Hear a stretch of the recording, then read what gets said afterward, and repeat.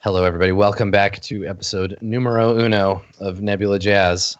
I'm so glad you're here to watch this craziness unfold. Okay, so help me understand what your plan is here. Pokket. You were telling me on the break you want to.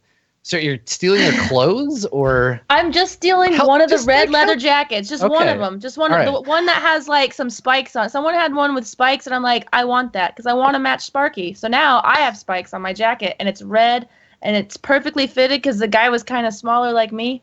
So I'm like, and they're like, yeah. Do you size up jackets?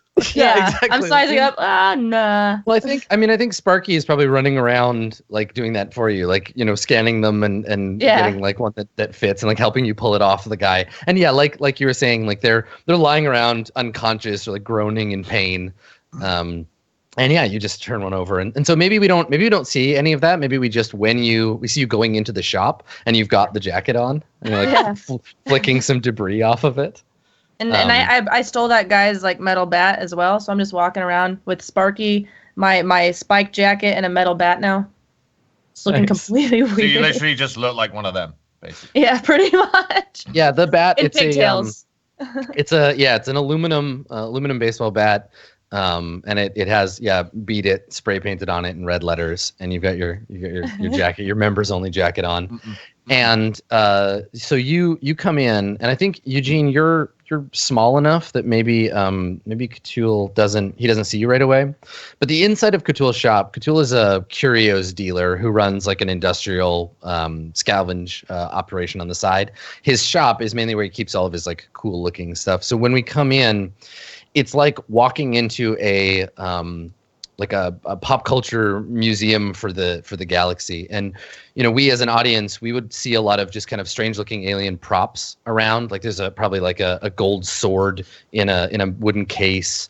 There's some mysterious looking like pickled organisms in jars on one wall, but there's a ton of just like 80s memorabilia too, right? Like we probably see like a mannequin with like a Marilyn Monroe dress on it, and like a box of LPs, and just like various human cultural artifacts. Oh man, and I walk in and I just go crazy because it's like all reminiscent of like growing up and whenever my people would surround me with stuff like that. So yeah. And I think as we pan around, we see you all come in, and Aurora, we see you looking at floating in a suspension field, a copy of like a TV guide with "Leave It to Beaver" on the front, just kind of slowly rotating in this field. An ET lunchbox behind it. And so we see you come in, and behind the desk at the back end of this very cluttered shop, as you start to enter, behind the desk we see a sort of cone-shaped organism. He's shaped like a cone, and from either side, where his sort of like shoulders might be, sprout a bunch of little like tentacles, and he's using them to like organize something on the desk. There's like old-timey cash register there. Of course, all the symbols on it are weird, like alien sigils. And tied around just under his little waving arm things, tied around is a bow tie. So he's got it like digging into his kind of pinkish cone-shaped flesh. And then underneath that, there's a mouth, and he's got a cluster of kind of misshapen looking eyeballs on the front of the cone. And when you walk in, he sees you, Aurora, and his little tendrils start to flail nervously. And he's like, no gangsters here. I already paid this month. No, get out. And he like starts getting upset, and I don't even like notice because I'm too busy looking at like Madonna like album, and I'm just sitting there like staring at it. Yeah. There's just this mysterious like beautiful woman just like staring back at you from the cover of this strange plastic object. And he the little like tendril man, he like lifts up, and with a kind of sucking sound, because he's got like a sucker underneath, he like hops towards you and is trying to like shoo you out. And he hasn't seen anybody else. He's really focused on Aurora and her like gangster outfit. Yeah, so once he's like made his way over to Aurora, from behind him he just hears, "Kadali, baby! How's tricks? How's it hanging? It looks like the business is going well." And he leans over, and we see his eyes all kind of swivel around. One of them lazily like spins, just kind of looking at the ceiling, but the rest of them like focus in on you. And he's like, "Eugene, Eugene, you filthy slime, get over here. And he like waves his tentacles. Man, I've missed you. You don't have to compliment me. I know how you feel.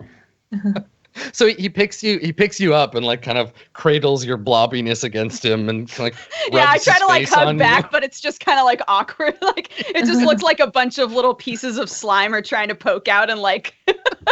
Yeah, he squeezes you and you kind of like squish out under his arms. Yeah. And he's like, oh, you're a sight for sore eyes. You know, I found a mold in my bathroom the other day that reminded me of you. It's so nice to see you. And then one of his eyes swivels over to Aurora, and he's like, you're keeping worse and worse company every day. Who are these people? What's going on? Oh, don't worry. She just picked that up off a body. You know, the usual. And then under my breath, like, I like get my weird mouth shape a bit closer to like his face. It forms like a pouty. Yeah, your lips extrude from your mass. And I whisper, speaking of the huge, I was wondering whether or not you were interested in a little bit of business that might be beneficial for us both.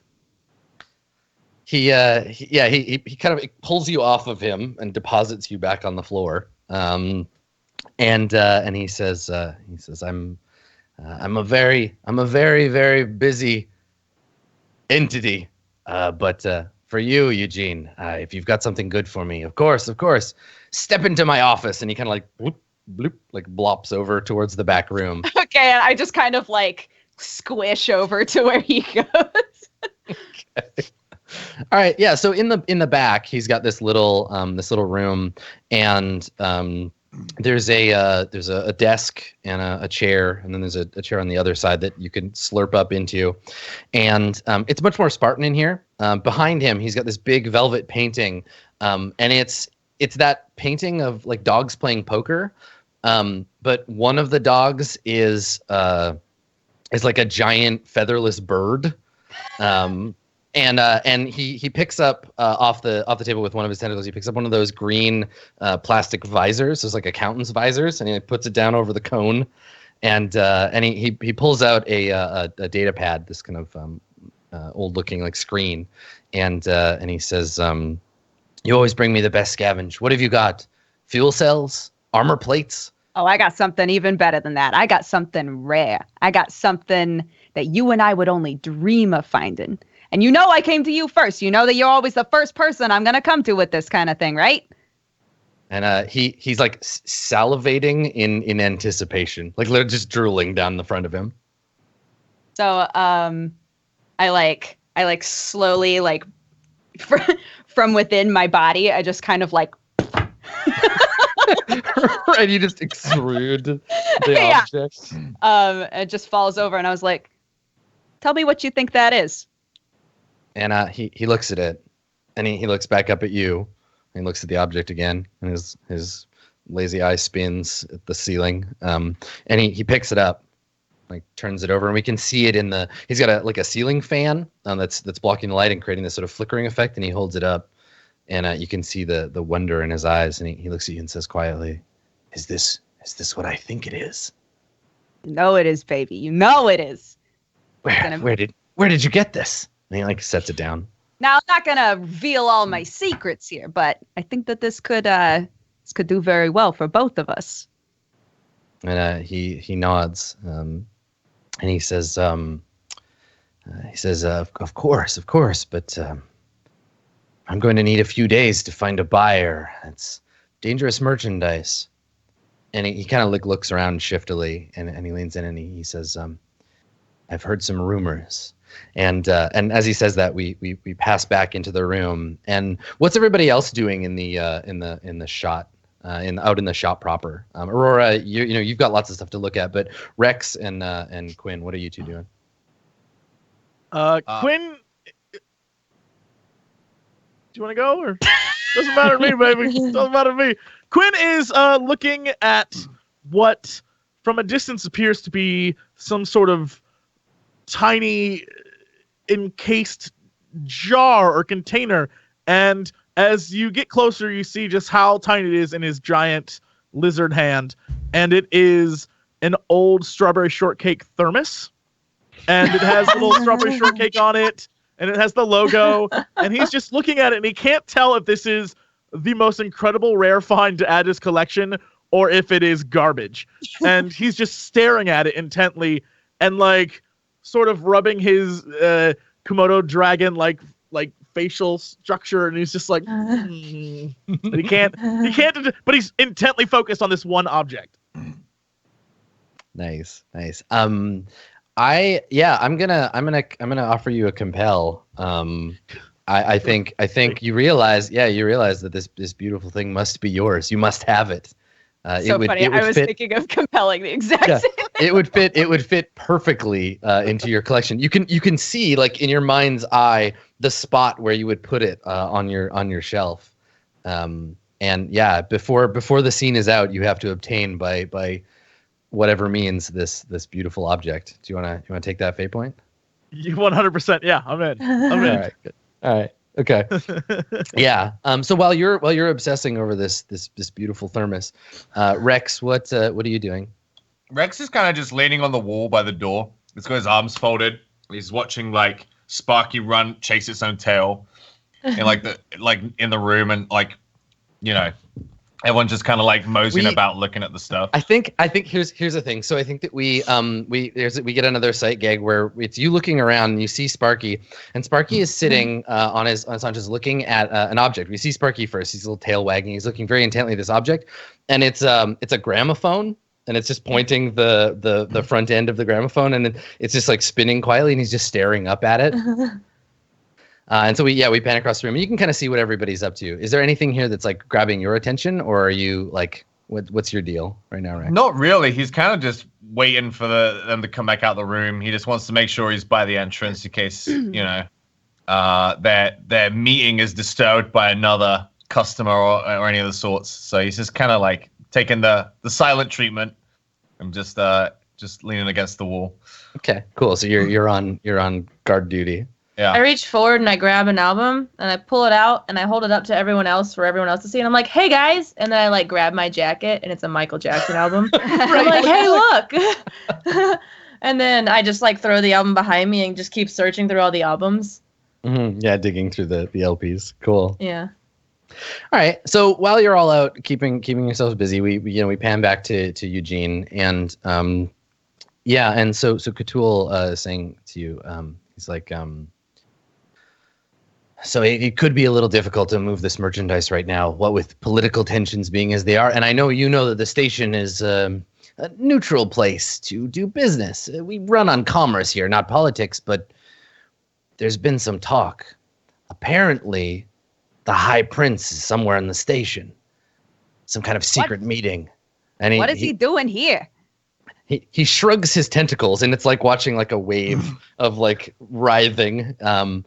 And he's like, I don't know, but they word on the street is that he and his entourage have been spotted around. So you can understand it might be a little difficult for me to find a buyer. And he looks greedily at it and then looks at you and he says, so if you, and he kind of pushes it back towards you. He's like, if you just hold on to it for a few days, I'll find somebody who can.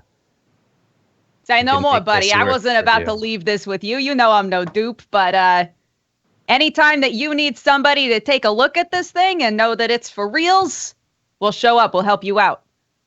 Yeah, and he says, oh, of course. I trust you. I trust your merchandise to be authentic. Do you have anything else? Anything I can move more easily? Let's discuss things. And he pushes the pad over to you so you can upload the ship's manifest and show him like, you know, all the wiring and the other equipment, because he can run that for you too. Okay, well let's have you negotiate with him. Noise.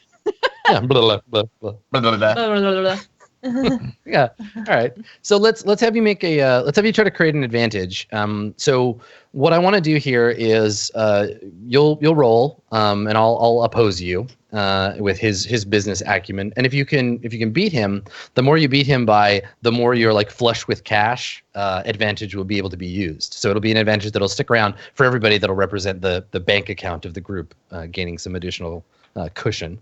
Okay. So should I utilize an aspect or an approach when going? So for you'll use your approach. We'll roll an opposed roll. You're gonna roll your I don't know. How do you negotiate? What is Eugene's negotiation tactic like? Well, I mean, I'd like to say that I've been swindled a few times. I've been around for a while, right? Like, I'm pretty careful about this stuff. I know how far to push it. I know when I'm going a little bit overboard. So I'd like to say I'm doing it carefully. Yeah, so you're a shrewd business slime. Yeah. And so it's okay. So while it's and that's an interesting choice because while the rest of the time you're quite like loud and obnoxious, when it comes down to business, you're very like acute and careful. Is that how that goes? Yeah. Yeah. Okay. All right. Okay. So go ahead and roll that, and I'll roll to oppose. Got a 4. Okay. And I got a 2. All right. I'm going to use a fate point. So I'll use one of my fate points, and I'm gonna invoke Cthulhu's aspect of shrewd business thing. So that brings me up to match you. So right now, if you just leave it, the two of you are tied. So this would represent just you getting enough money to like keep the ship fueled and to pay the crew, and like you wouldn't have any extra. This would just pay for the deal. If you want to, you can invoke an aspect and go up to 2, and you'll get a little bit of extra cash. You get 2 points right now, right? Right. Yeah. Okay. You know what? Wasn't very useful in that fight. I'd like to think I'm pretty useful when it comes to getting us some cash. So I have a new aspect called Less is More. I am at my best right now. I am at my smartest. All my pieces are in the right place. So I'm at my A game. I can definitely do this and get us a little bit of extra cash. Nice. Okay, cool. So what's happening, just for the sake of everybody's awareness here, the characters, if you didn't watch the character creation video, everybody has 2 aspects, but they have room for up to 3 more. So some of the players have already written additional aspects for their character, but as we play, they're welcome to fill those in as we go. So I like that. I like the idea that it speaks to Eugene's like being underestimated, but also that like when all you've got is crumbs, it makes you hungrier for the big stuff. So yeah, that's good. Okay, cool. So let's go ahead and I'll give you all a new aspect that you can call on whenever you need it. Let's call it temporarily flush, and you've got 1 use of it right now. So anytime that you can invoke an aspect where you might need some additional cash, that's a thing that you can invoke, and then that additional cash will go away. Cool. All right. So you make the deal with your friend, and and I think that the rest of you you see the 2 of them coming out of the back office as Cthulhu is like kind of giving you the equivalent of a slap on the back, but you don't really have a back. So he's just kind of patting your slime. And he comes out and he says, he's like, always good doing business with you, Eugene. It's good to see you, buddy. I'm so glad that you're doing well. And I hope that we can work together again very soon. You just let me know. Yeah. And he says, he says, yes, I'll find a buyer for your artifact as soon as I can. Where can I reach you? Who would? Trying to think. Like, would there be how do people contact one another here? That's a great question. I mean, I figure you'll need somewhere to stay, right? You'll need to find somewhere to go and rest. Ship? You can't really sleep on your ship. It's uncomfortable and you're temporarily flush. You got some extra cash to throw around, and plus you're on this kind of anything goes space station. There's lots of fun to be had. Does anybody in the group have somewhere? And this is a great thing to turn over to one of the other players. What like, if, where would you want to stay? Oh, I think that would be up to the bigger guys because you have to accommodate them. I mean, I'm down with staying on the ship, like, right? We just make bulk. And I'm a robot, so I'm of course comfortable anywhere. I need a lush bed and room service. Yeah. And as many amenities as possible, thanks. All right. Well, where do you want to stay? Well, Yeah, so I mean, so we probably all know this about yeah. Right? You would know this. So like information. when we dock somewhere, he's the one who's gonna find like So the you see place the to stay. screen, the screen come out, this projection from Sparky, and it already has like a place to stay at, like a hotel, and it's like one of the most lavish, expensive hotels in the area that's nearby. And so as soon as he's like, "Well, where are you guys stay, or where can I reach you?" that pops up, and right in front of Quint or Ken. Yeah, and Yeah, totally. Yeah. And on this screen, there's just like sexy robot ladies and like fountains of weird liquids and like concierge bots and aliens, like guys pushing things, and I point to it. I'm like, there, and then I hand you the strawberry shortcake thing, and I'm like, and this.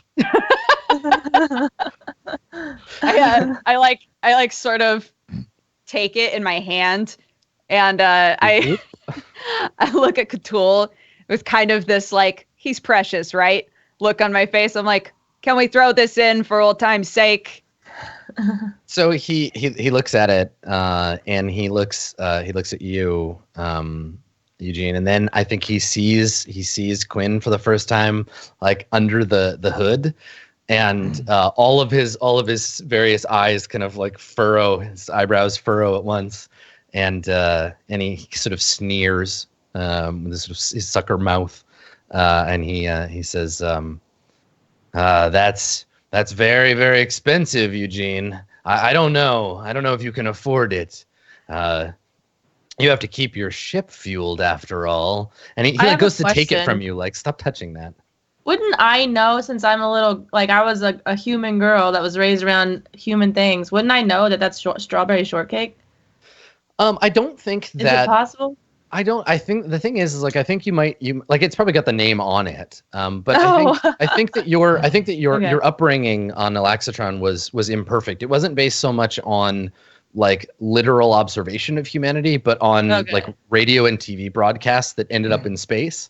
Okay. So it's spotty. You may or may not have been exposed to it. I think Rex interjects at this point, and he's like, well, we do have that other buyer, and he's offered to give us a jar of that, whatever it is, for free. So I guess we can just take the scepter there. I love how you're like, it's like you're trying to buy the Mona Lisa, and you're like, well, whatever, I could get a different Mona Lisa from somewhere else. All right, so yeah, I got this other Italian who's gonna give me one. So I don't care about yours. Yeah, Leonardo, get out of here. Guess we just take this scepter elsewhere then.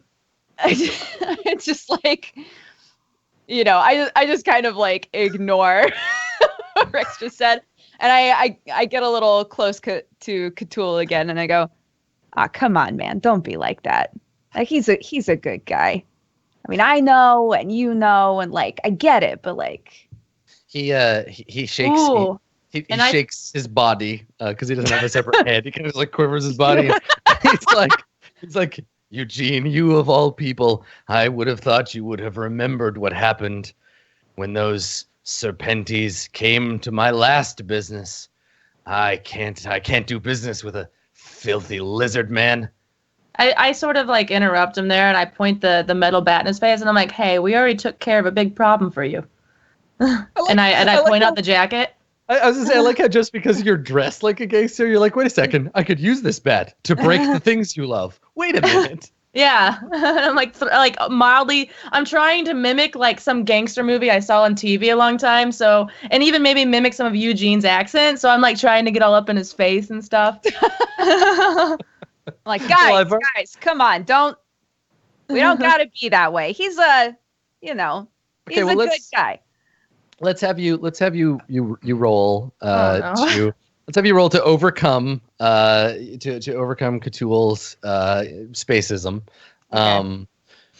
I think it's gonna be difficulty. You're doing this, and it sounds like you're trying to like convince him like carefully, I guess. Like you're just like what's your approach? What's the approach you want to use here, and how do you do that? I'm trying to, because like when we were in the back room, it was all going great, and we were on good terms, and then we came out here, and suddenly it got real saucy, and everybody's got a lot of feelings going on, right? So I'm just trying to like temper everything, just make it so we're all back to neutral, and we can walk out of here still being buddies and having everything on track. Sure. Okay. All right. So let's have you roll with careful, because you are just trying to like chill everybody out, and you'll get, because you got some help from Aurora. You can get a +1 on the roll. I got a 6. All right, you got a 6. So I think you're fine. So yeah. So he looks at you kind of forlornly, and he looks over at Quinn, and he says, okay, now I understand there. And I think he's like nervously adjusting his bow tie, and he's got like, sweat dripping down his flesh cone. And he's like, I've had some bad experiences with you people before. I'm trying to move past it. Consider it a peace offering towards our future business together. It really is a fine artifact. And he like takes it from Eugene, and he holds it up, and he says to you, Quinn, he's like, Would you like it gift wrapped? I have some tissue paper I can put it in to keep it safe until you return to your ship. And he kind of makes a nervous face, like, please don't bite me. Quinn sort of taps his cone head, his weird flesh cone. He taps it. He gives a little tap, and he's like, I prefer pastels. Okay. Yeah. So he blops over to the counter, and he takes out some nice like light purple, like lavender paper, and wraps it up, puts it in a little box for you. And he hands it to you. And on the box, there's a stamp of like a cartoon picture of him doing a little like thumbs up with one of his tentacles. And there's some like alien writing. And he hands it to you, and he says, Good doing business with the group of you. Have a lovely rest of your day. And Eugene, I'll get in touch with you about that buyer very soon. Enjoy the hotel. It's quite nice. I've never been myself. The wife doesn't. But you, yeah. And he kind of gestures for you to like gently leave the place. Like, okay, we're done. Please go. I'm nervous about you now. Quinn sticks like a coin of indeterminate value in a little tip jar on the guy's desk as he walks out. Right. Yeah. All right, Cthulhu, you have a fantastic day. Tell the missus I said hi. We'll be in touch. You're looking great, buddy. It's so good to see you. There's totally a little hologram of him next to the tip jar that when you put the coin in, it like flickers, and he points to his head, and he's like, I love tips, and then like makes a little jingle. Makes a little jingly noise as you like drop the coin in. Shit. Okay, good, cool. Good. So you head out into Station Tafik, and yeah, we need a name for this like lavish hotel. I think there are probably lots of them in this place, but this one's a real nice one. Jesse, go.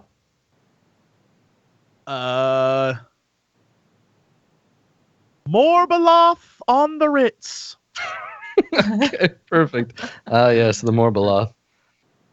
All right. So yeah, so we cut to that. You arrive at the Grand Morbaloff Hotel, and it's in a relatively open part of the space station, and it's a 5 or 6 story kind of spire. And I think that there's a ring around the middle of it of just sort of floating water, like a sort of donut of water, and we can see the aquatic visitors of the hotel sort of swimming around in it.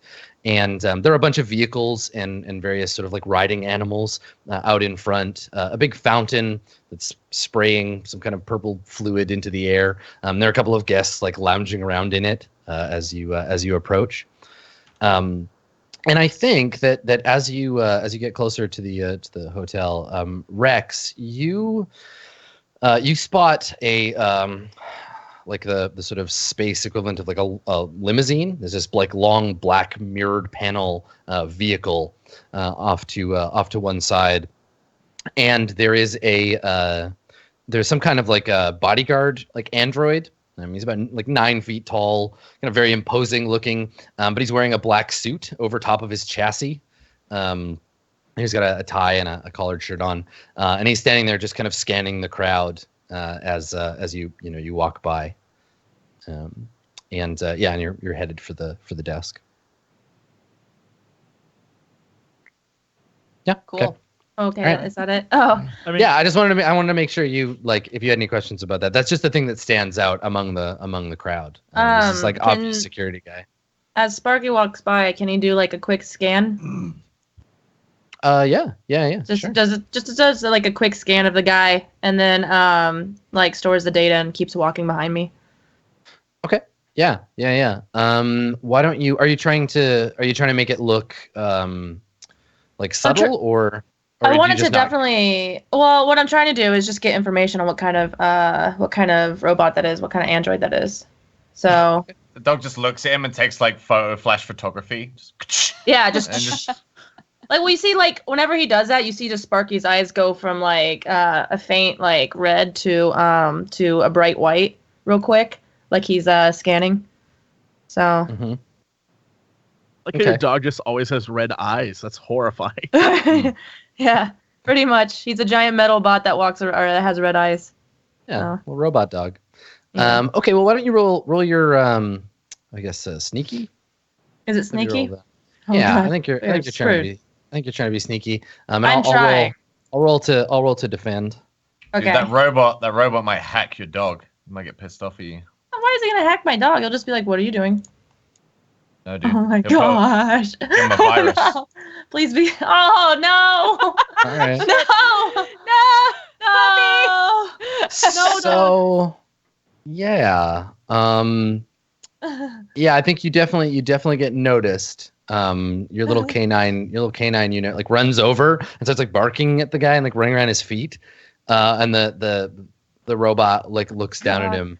And you see its little visor like snap up, and like a red scanning beam goes like over Sparky, and he puts one hand up to his head, and then like makes kind of like a modem noise, and then you see Sparky just like barking and like running around in circles around this guy. I try to call him back, like, "Here, boy, come on, stop it, no." And you see me just freaking out, like I don't know what to do, I don't know what happened because I didn't actually tell him to do that. He's just programmed to. Mm-hmm. So. Yeah, and I think Sparky runs back over, and he's acting like he's just done something good, right? Like he runs over expecting you to like pet him and like wagging his tail and kind of jumping up on you as you walk by. But yeah, the bodyguard looking guy definitely like makes a note of your group as you head into the hotel. Rip.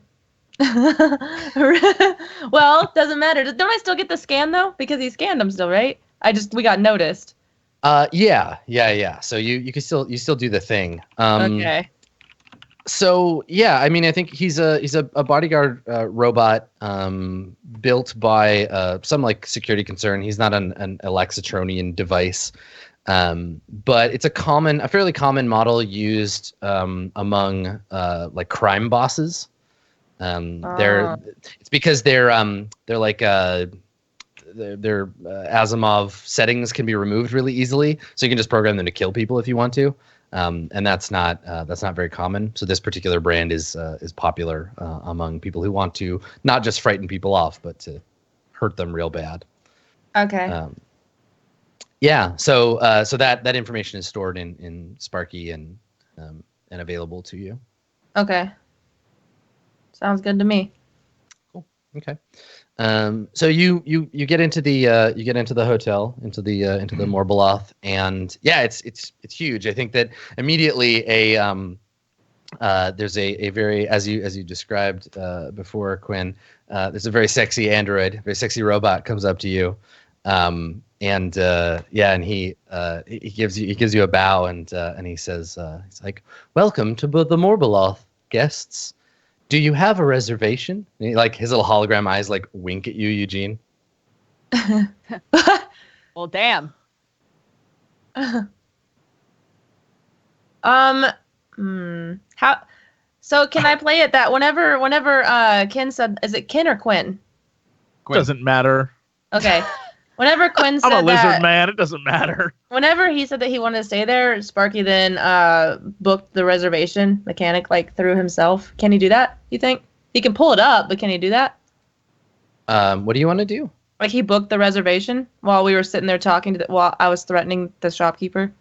I mean, you don't have a reservation. We don't. I didn't book a thing. I just said that's where I want to stay. Yeah, Right. you don't, Okay. yeah. I don't think you have. We don't one. have one yet. Oh God. Rex No. just shakes his head. He's like, "Right, no, No. sorry." No. He says, so he stops and kind of like looks at you and he says, "Oh, that's unfortunate. It looks like our next available booking is in 4,000 years. Would you like to return then?" Oi. No, I wouldn't. And he looks at you and he's like, "Oh, that's a shame."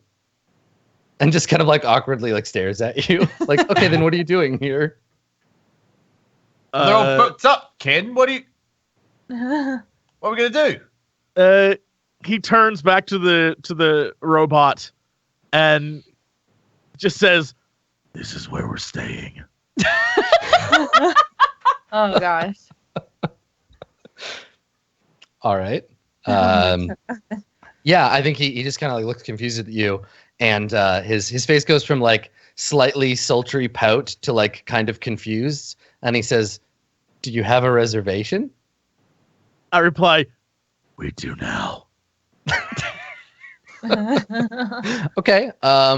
So you're gonna have to convince or threaten or cajole in some way or reprogram this robot to think that because you don't have a reservation. So what do you want to do? Are you trying to like intimidate him into like making one up for you? Yes, I'm trying to intimidate a sexy droid. That's exactly what I'm trying to do. All right. You're damn right. You just take one big lizard clawed finger and just like push him backwards in his chest. Okay. All right. It's gonna be a difficulty 6. Go ahead and roll. You're being forceful. Hell yeah, let's do it. Okay. All right, Quinn. So you need. Wait, hold on. I want to use one of my things to re-roll. Okay. All right. Oh God. Yeah. I'm getting this. All right. So which aspect are you gonna invoke to reroll? Oh, do I have to do that? I'm gonna. Yeah, I'm gonna pick one. What narratively gives you the advantage to reroll here? I imagine because we're.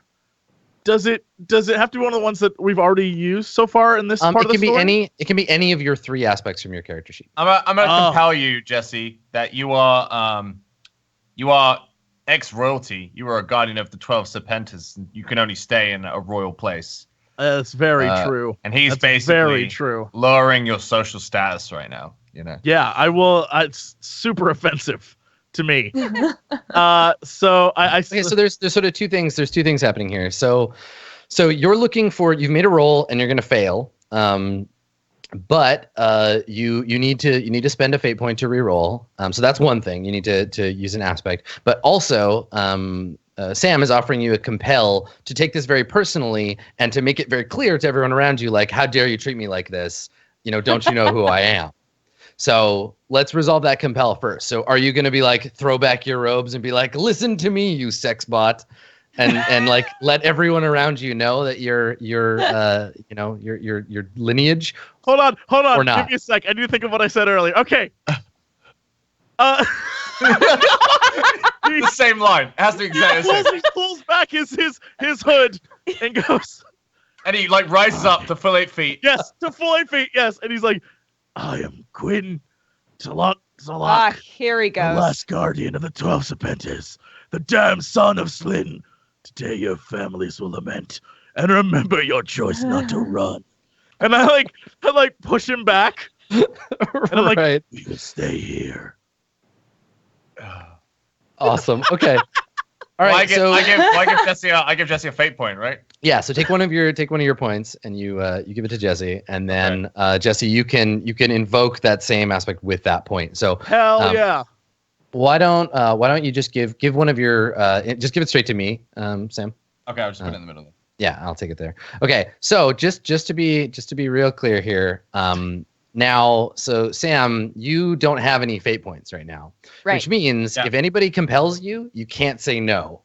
Of course, you can be like, that sounds dumb. I don't want to do that. But like, you can't mechanically, you can't be like, no, I'm going to pass, which is fantastic. I'm going to take a quick look at your. You're just gonna make me. You're gonna make me eat someone. You're just gonna make me eat someone. You can eat this droid. Droids is good. So anyway, So you've got a point. You've got a point now. And you can spend. You need to spend 2. Or if you roll really well, you can re-roll. So you're gonna invoke that aspect. Yes, 100%. Yep. Okay. All right. Oh yeah, and I don't need to take one of yours because it went straight from Sam to me. So yeah, go ahead and re-roll. Re-roll forceful.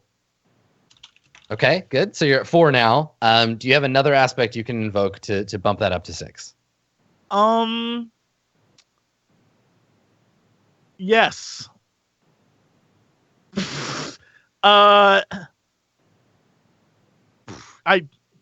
Hold on. Can I use we're temporarily flush and that we're having such good luck today that it will work? Was that what that means? Temporarily flush means you have a bunch of money. So Eugene might not be that stoked about it, but you could definitely be like, cool, I put some money behind this. I'm going to bribe the thing too. Jesse, why don't you? Yeah, I just put coins. Why don't you play a race discrimination? Because everyone hates lizard men. Which means he probably hates lizard men. He is being racist right now in front of everybody. It's true. Do you want to use? So do you want to use If you use temporarily flush, it's like I'm a big deal, and here's a bunch of money, and then Eugene, all that extra money you made will just like. Yes, that's exactly what I want to do. That's exactly what I want to do.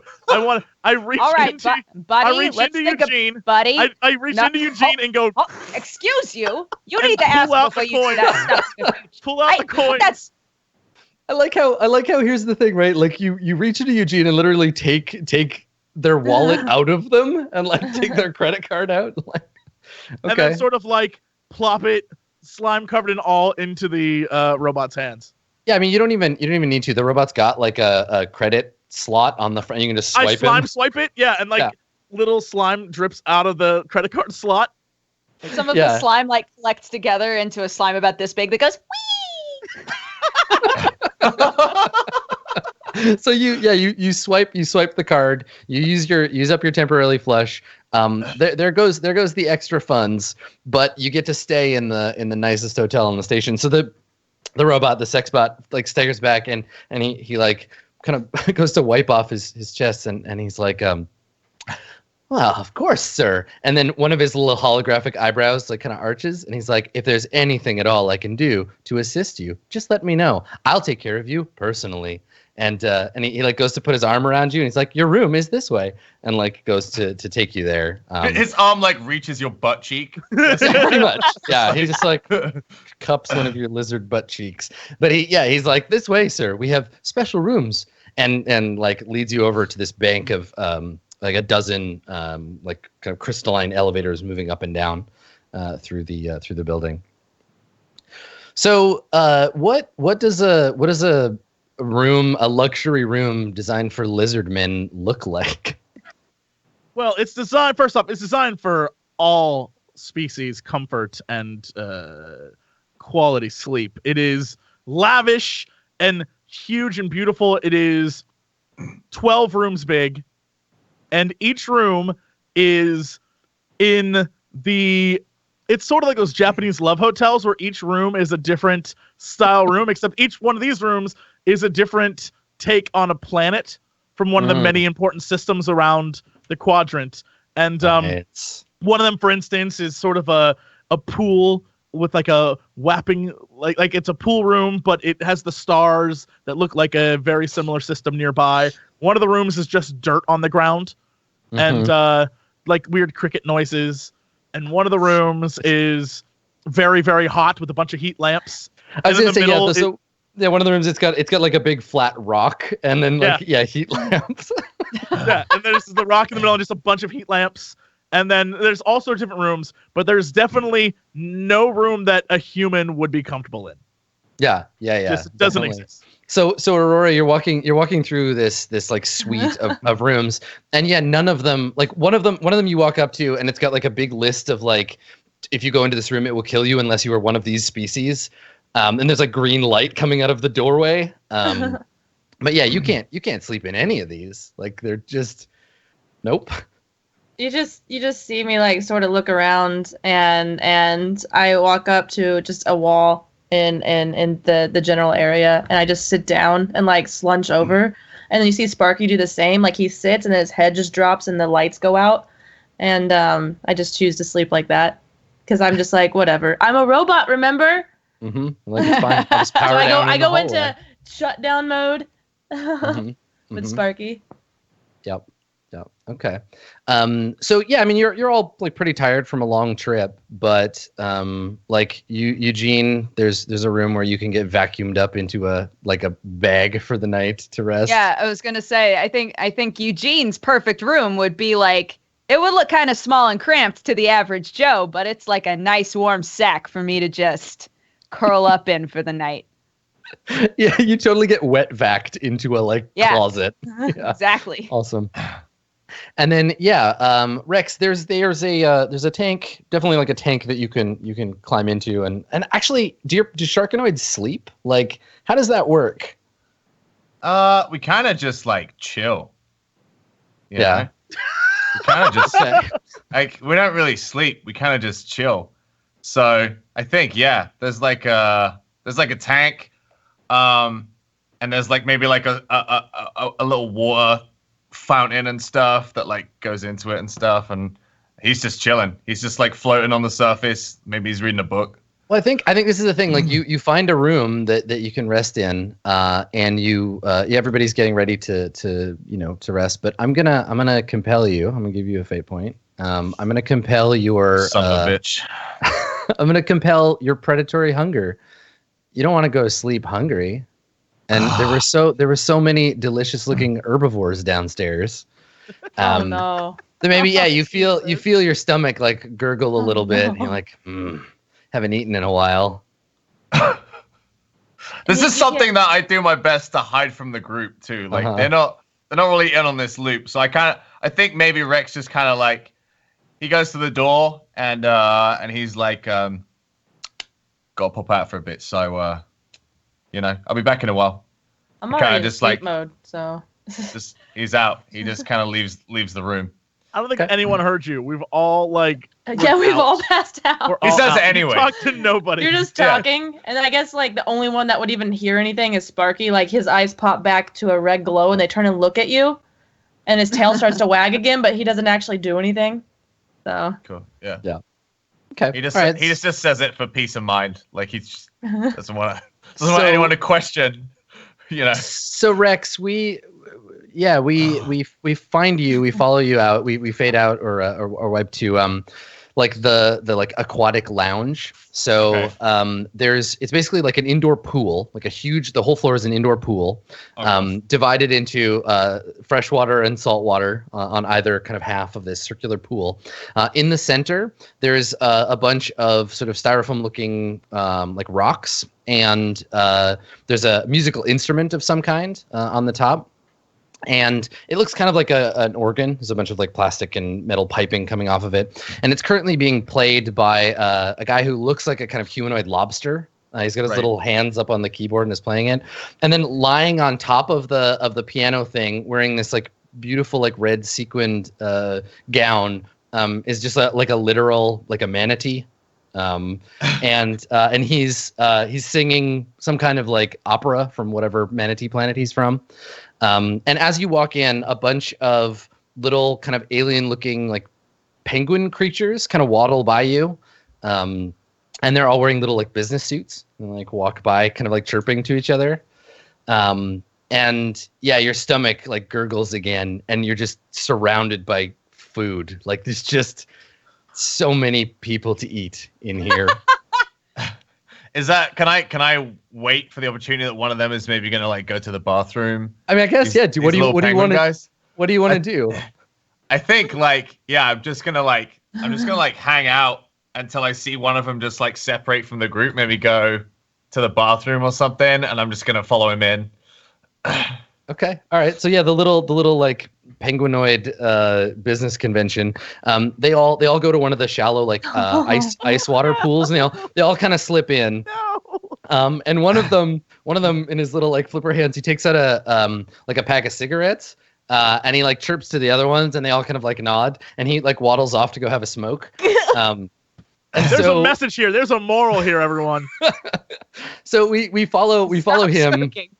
I follow him, and he's out on this balcony, and we just see the big sort of curving expanse of space, galaxies and ships moving. And he comes out, and he like taps a cigarette into his hand, puts it in his little beak, and he like pats himself down looking for his lighter, and he like sighs heavily. He's just like, ugh. And then he looks up. You need a light? Yeah, and he looks up and he sees you, and you're just standing there, and he kind of like looks up, and his little eyes go wide, and he nods, and he's like, I've had a hell of a day. These business trips. And he like walks over to you, and he kind of like holds it in his little flipper hand for you to light his cigarette. I like reach down, I light the cigarette. Okay, yeah. He takes snap the Zippo back. Yeah, he takes a real long drag and blows this like greenish sparkling smoke up into the air. And he's like, I work too hard, You know how it is. The wife, she says, got to provide for the kids, but I do my best. Send me all over the universe. I'm sorry, I'm being rude talking about myself here. And he takes another drag. He's like, what do you do, handsome? He like looks. I actually I own the hotel, if you must know.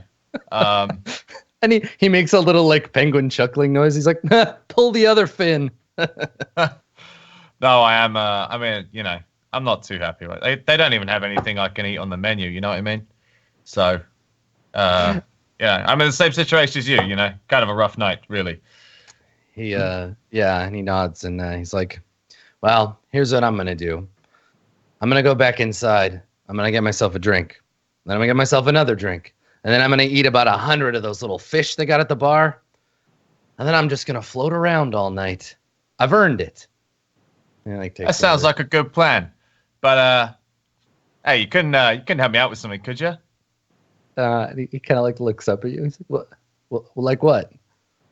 As he looks up, you just see Rex like unhinge his mask, and and you just see like this gaping, like serrated mouth, and he's not smiling. He's kind of like looking down about it, and he just goes, "No hard feelings." And then you see like this silhouette on the wall.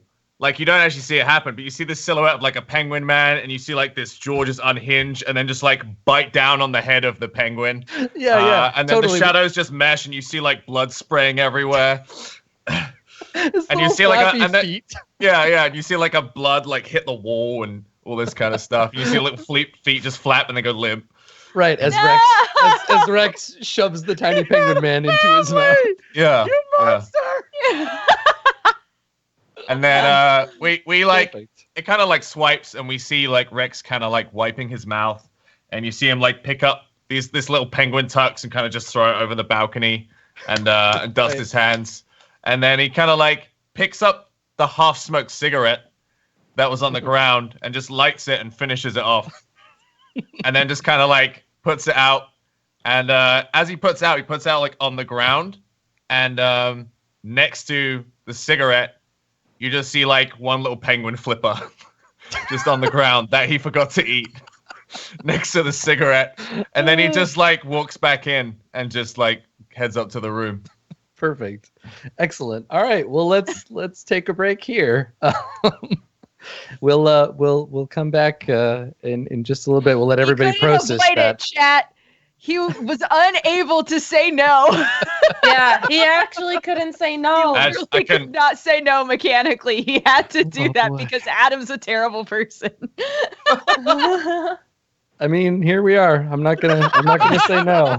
I'm gonna compel you to go eat a guy with a family. Yeah. Well, the compel was that he had to eat somebody, but the rest was just making it worse. All right, let's take a quick break here, and we'll come back with another hour of RollPlay Nebula Jazz. Stick around. See you in a bit.